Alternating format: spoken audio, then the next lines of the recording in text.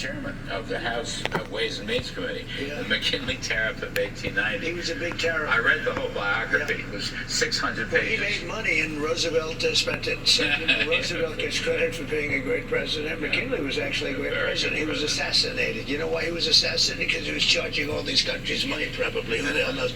But we were so rich. We had so much money. They had committees set up on what to do with all the money. Wouldn't that be nice if we had that now? Well, now we give it away, we don't have it. If you make money on these tariffs, would you then allocate it to lower taxes? Lower taxes and paying off debt. No. How about this? And you will pay off a lot of debt. What about this idea? Let's come back to the 15% corporate rate, which would be phenomenal. I mean, you'd win the global race for capital. You'd win the global race. Well, you have to, but you have to do money other would things. come pouring in Yeah, here. yeah. But you mentioned John Deere Company. It's a venerable, old, great American company. Yeah.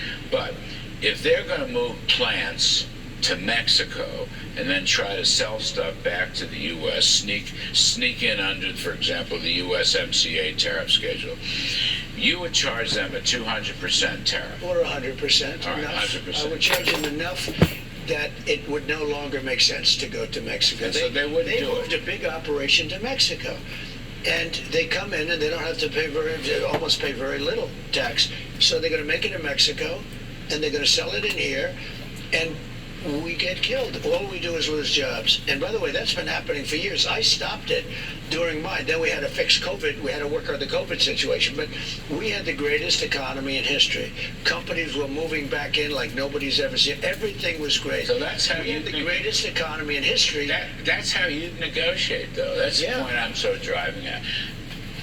John Deere John Deere won't do it because you're threatening. I mean, you will jack up their tariffs. Okay, they won't do it. It wouldn't be a threat. Now, to some extent, In fact, you're negotiating right now by saying this on the campaign trail.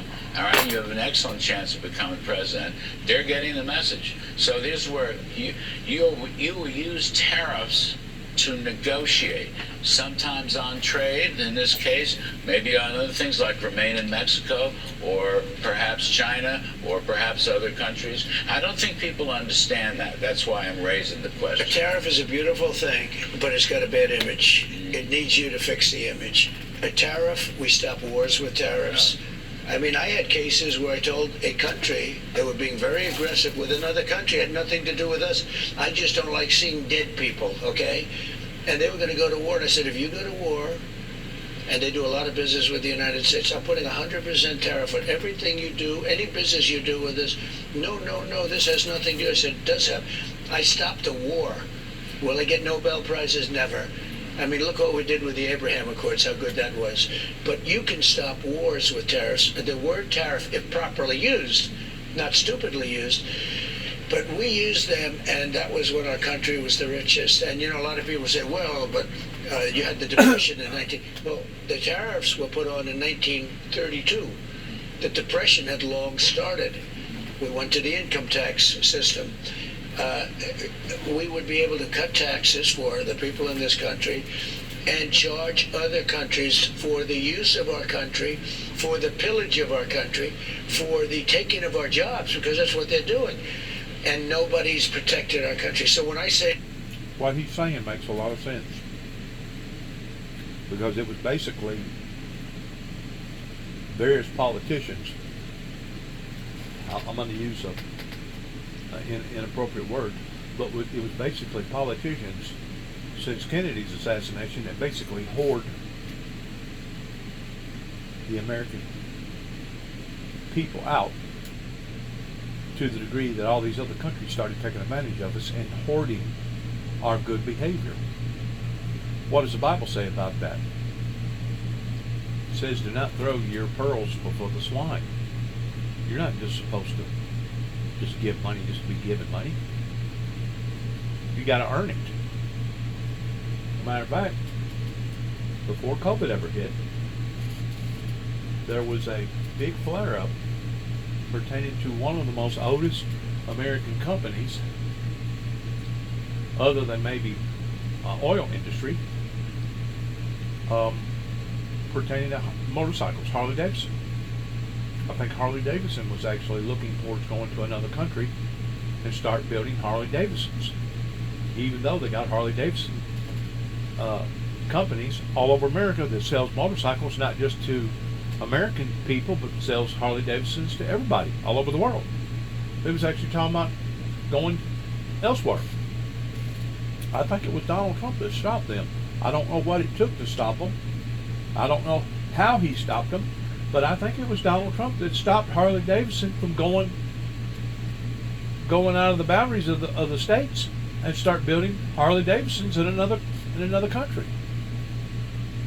What he's talking about is making sense when it comes to the business perspective of it. The business perspective of it, Donald Trump's got a lot of sense. Country. So when I say the 15%, and I had a lot of calls when I gave the speech and mentioned for the first time the 15, I had calls from the top analysts in the country and the world, guys that are on your show, saying, where did you ever come up with that idea? Because the concept is 15, but you have to make your product here. Who gave you that idea? I said, I did. I gave me that idea. And they said, that idea is incredible. Because but you also have to protect that, because you have other countries, because they have no labor, no this, no that can come in and undercut you. And you know what they do, Larry? They undercut you. They drive your businesses out of business, and then they come in for a much higher number. And you're still for reciprocity, the concept of reciprocity. If somebody's charging us 100, we charge them 100. If China charges us on a car 100%, we charge them on a car 100%. It's very simple. You know, I have a certain senator named Lindsey Graham, and he's not into this as much as he is other things. Yes. And he's a nice guy, good guy, and he's, you know, he cares. He loves the country. Even though he's a progressive, that's okay. These are minor details. But I said, so Lindsey, let's talk reciprocity. He talks about trade. He says, well, I'm not so much into trade. Tell me. I said, a country is charging us 100% tariff. We're going to charge them for a similar product 100% tariff. He goes, so they charge us, we charge them? You got my vote. You know, it's just simple.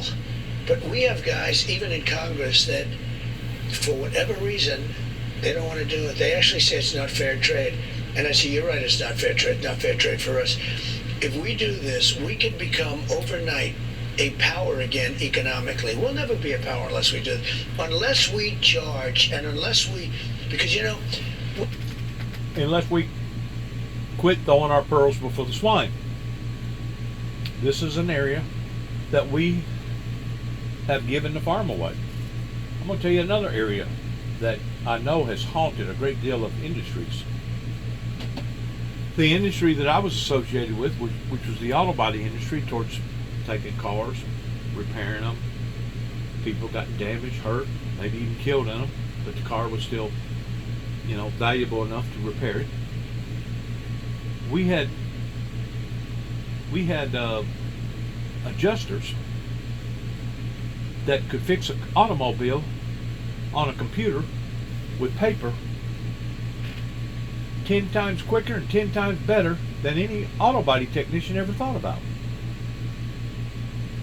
But what you do on a computer and what you do on paper is a completely different reality to actually going and grabbing a hold of that automobile and putting it on a frame machine and stretching it back out where it's supposed to be and give an account for every movement that you make pertaining to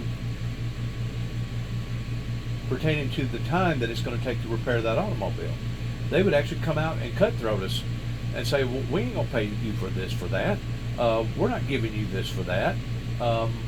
Just cutthroating our throats to death, to the point that that's one reason why whenever I come back to the state of Tennessee, I refuse to pick up a piece of sandpaper. Because why? Because these college kids has gone to college, has got a certain degree, and I'm not saying that some of the stuff that they do when it comes to be an adjuster isn't on the money, but whenever you start taking people's homes, this is, I know for a fact, went on down in Florida with adjusters pertaining to the hurricane problem down there. Whenever you start taking people's houses and prorating it like you do a battery, or prorating it like you do a vehicle with 30,000 miles on it pertaining to a part. And now you're going to deduct $15,000 off of the total of what you should pay this individual for the damages of their house, or maybe the whole house is destroyed. But you're gonna deduct a certain amount of money because there's a certain portion of the roof that's still good. Well, that didn't destroy that roof 100%. No, it didn't. But then again, what are you going to do with the leftover wood? First of all, you're going to have to drag it all out and get all the nails out of it, take a chance on whatever, destroying the wood. And then what can you build after you get through doing that? A doghouse?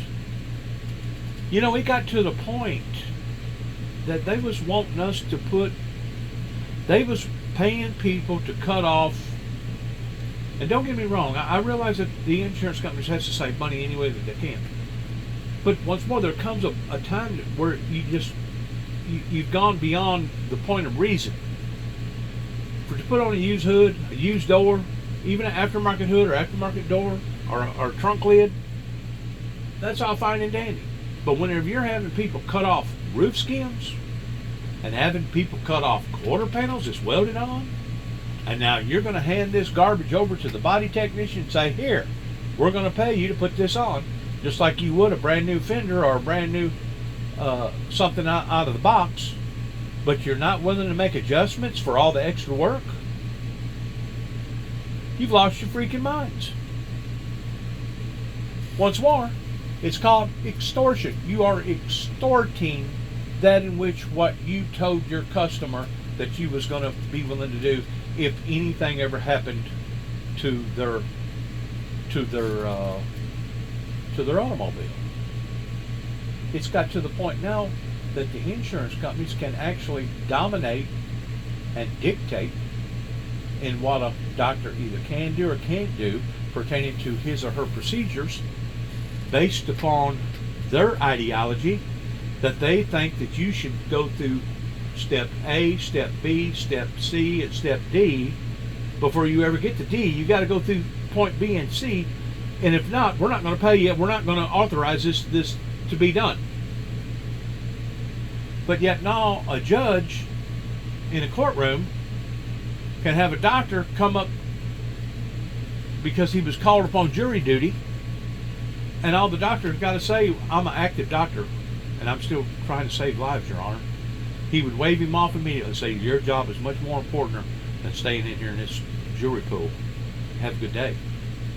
So judges can't dominate and dictate towards what a doctor does, but the insurance companies can. There is so many bizarre, absolutely bizarre things that's going on in America, especially whenever you're talking about money situations like Donald Trump's talking about, towards basically giving the farm away.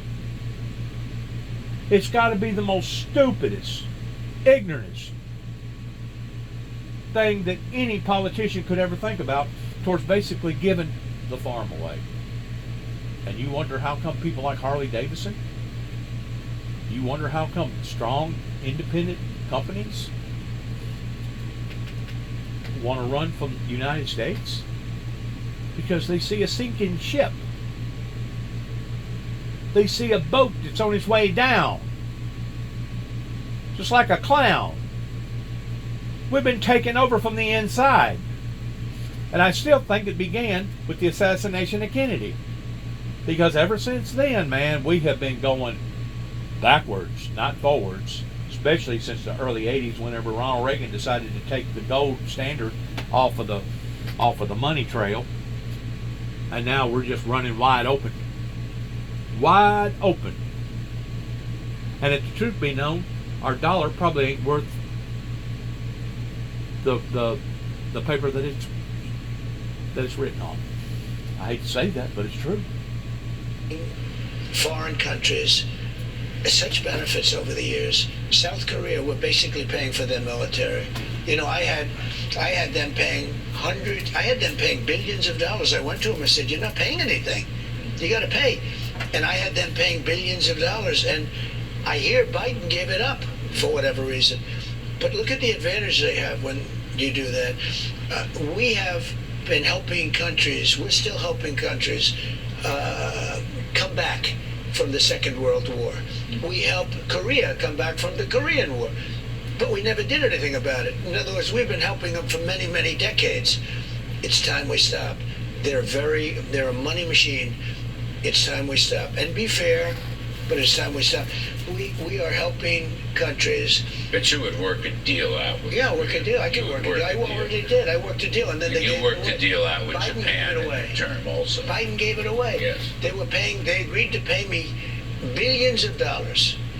It was all done. They started paying. Then when he came in, they cut it. And I hear that they're paying nothing again. They were they happy? Were they thrilled? Would they say they like me as opposed to like a Biden where they could get ripped off? You know, I can't imagine they'd say they love Korea me. is still an ally of the United States. Sure, it's an ally, but you know, when I'm going to tell you something else that a lot of people don't know about. The state of Texas, it isn't just that they're hard-headed. It isn't just that they're wanting to be different. It isn't just that they want to handle things in their own affairs. It isn't just the fact that whenever they was taken over under gunpoint, that it was part of the agreement that Texas could always exceed or succeed, whatever the word it is, for the United States government and basically become their own country. Texas is some very smart people in Texas. And they have a lot of pride, but they got a lot of sense. And whenever all them foreigners started coming, the big issue regarding basically just opening up the gate and letting all these foreigners come in,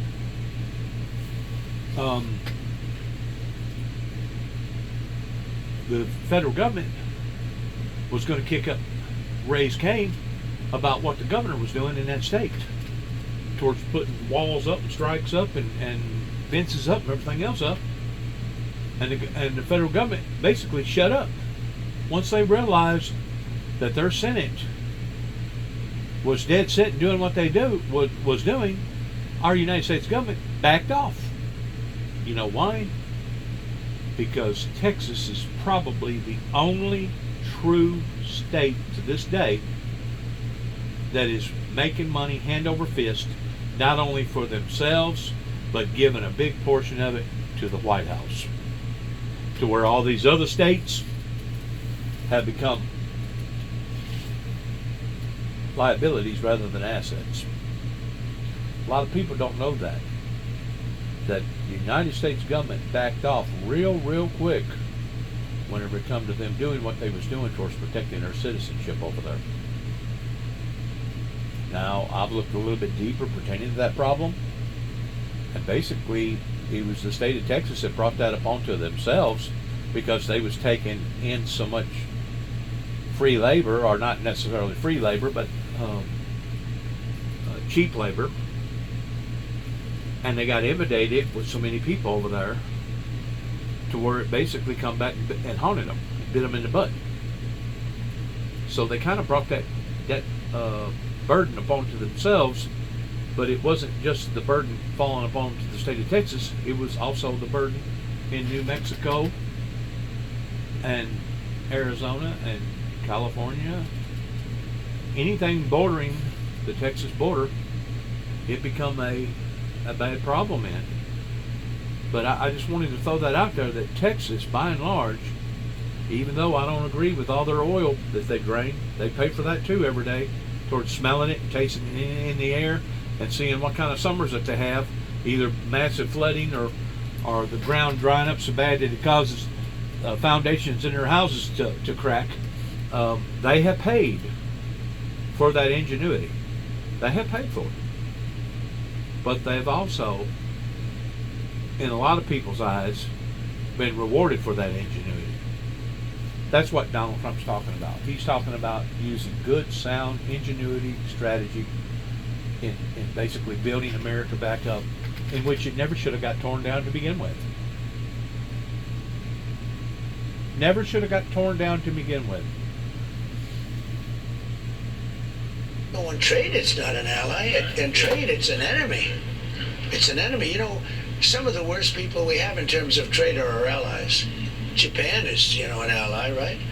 And I made a deal there with Abe, who was a great man who got executed, who got, just horrible what happened. He was assassinated, but he was great. He was a great leader too. And because I liked him so much, I probably made a softer deal than I would have normally made. But Japan, rips us. They all rip. Almost every country rips us, and I stopped it. Now, China's one, but, it's not just China. Policy in the second term. No, you have to protect. First, the companies move in, but then you have to protect them, and you protect them with tariffs. And they either pay the tariff or they move a plant to the United. I want China to build plants for car plants, as an example. I want China to build car plants here, not in Mexico. Yes. Well, And it's very simple. It's amazing that it's not done. And people come to me and they say, wow, that makes sense.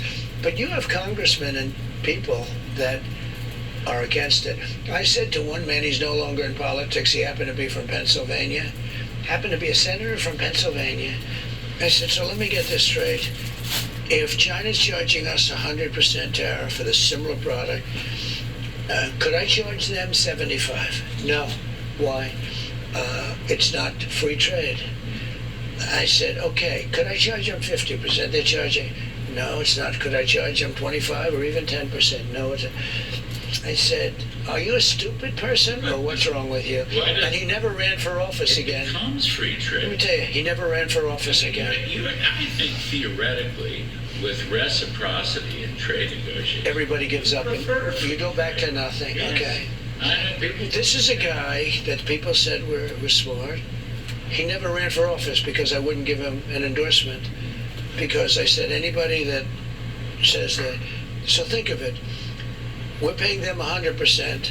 We make them pay 100%. One of two things are going to happen. We'll either collect the money, or they're going to say, let's not pay any. Let's just go back to basics, right? But there are a lot of cases where they're charging us a tremendous amount. We charge them nothing. They're making a fortune. And by the way, hence we have the $35 trillion. We can start cutting into that. We can have. We have a tremendous deficit in this country. We've had it for decades, right? But we have a tremendous deficit in this country. We can go to almost no deficit almost immediately. Let's talk. You're right. Larry, one thing, we've treated the world nice for a long time. We've been run by stupid people that allowed us to get into this situation. And it's about time these other countries play a little ball with us. And all I want is fairness.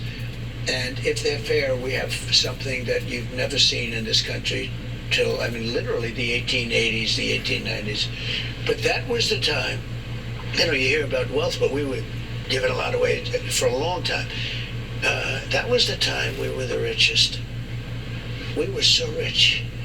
And it was all based on tariff. There was no income tax. It was all based on countries coming. And if you look at some of McKinley's words, he was very beautiful in words. We will not allow the pillage of our country. And if they're going to take our jobs, and if they're going to do this and that, they've got to pay for it. And all I'm saying is that they've got to pay for it. All right, coming up, we're going to see some more of my interview. There you go. Good luck to all of us. Take it for what it's worth after watching the video.